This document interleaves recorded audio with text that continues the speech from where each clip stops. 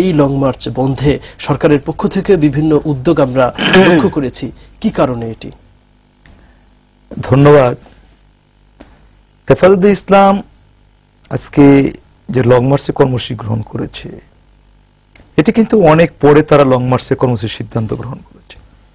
এর আগে বিবৃতি দিয়েছে, এমনকি ইমরান সরকার চিটাঙ্গে যেতে চেয়েছিলেন সেটাও কিন্তু দেননি তারা, কারণ ইমরান সরকার শাহবাগের নেতা, তার নেতৃত্বে কিন্তু এই ব্লগাররা এই কাজটি করেছে।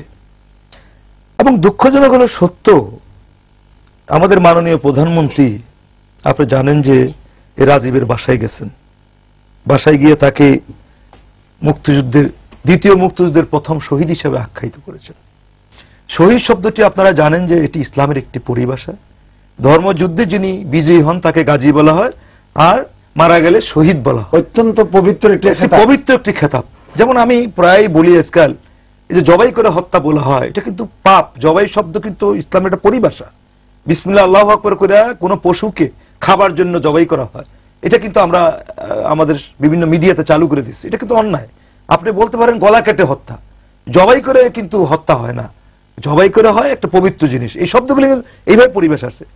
আজকে আপনি যিনি এই ধরনের যে কুরুচিপূর্ণ, যেটা প্রথম ইনকলাব প্রকাশ করলো, পরে আমার দেশ অন্যান্য পত্রিকা প্রকাশ করলো, আমরা দেখেন আপনি শুধু এখানেই শেষ না, এবং মিরপুরে এমপি ঘোষণা দিলেন যে প্রত্যেক মসজিদে মসজিদে রাজীবের জন্য দোয়া করতে হবে।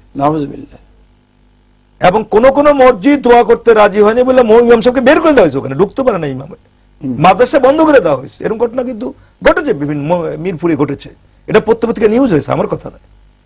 তো যারা আল্লাহ রসুল সম্পর্কে এবং আল্লাহ রসুল সম্পর্কে যা বলেছে, এগুলো তো পড়া যায় না। মানে আপনি দুই এক লাইন পড়ার পরে কোন সুস্থ মস্তিষ্কের, তিনি ইসলামের হোক যে কোনো ধর্মেরই লোক না অনুসারী হোক না কেন, কোন অনুসারী কিন্তু এগুলি পড়তে পারবে না।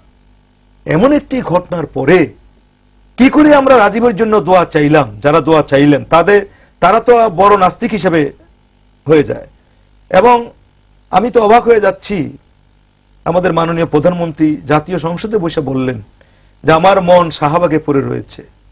শুধু তাই না, তিনি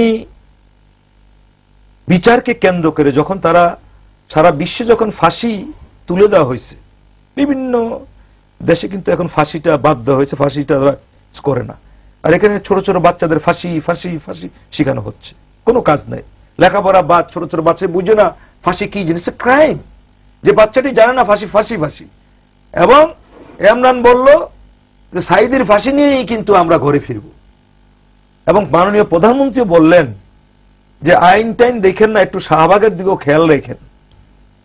আমি এই বিচার নিয়ে একদিন ডিসকাশন করেছি, এখানেই আলোচনা করেছি যে কিভাবে জাজমেন্ট, কার জাজমেন্ট কার উপরে চাপিয়ে দেওয়া হলো, কি করলো, সেটা আমি যেতে চাই না।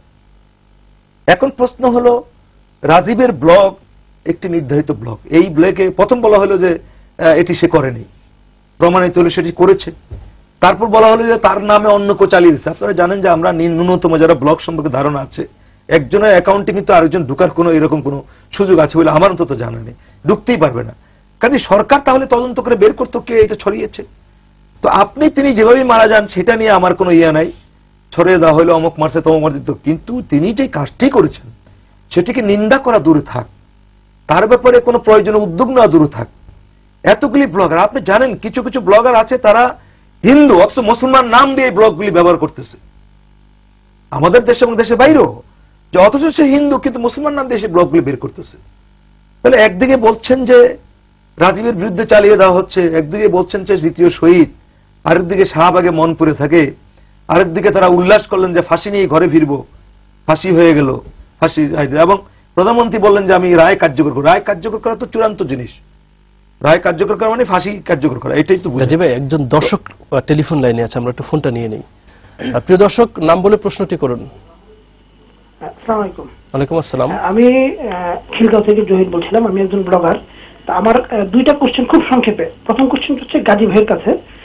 সেই কোশ্চেনটা হলো যে আমরা দেখেছি যে আজকে যখন 3 জন ব্লগারকে ধর্মীয় অনুভূতিতে আঘাতের অভিযোগে গ্রেপ্তার করা হলো, তখন মিডিয়া এবং সুশীল সমাজ সহ অনেকের পক্ষ থেকে যেরকম প্রতিবাদ আসলো, কিন্তু এই একই অভিযোগে মানে ধর্মীয় অনুভূতিতে আঘাতের অভিযোগে যখন ইতিপূর্বে সাইদি সাহেব, নিজামী সাহেব, মুজাহিদকে সবকে গ্রেপ্তার করা হয় তখন কিন্তু একই ধরনের প্রতিবাদ আসেনি। এটা কি মিডিয়ার স্ববিরোধিতা নয়?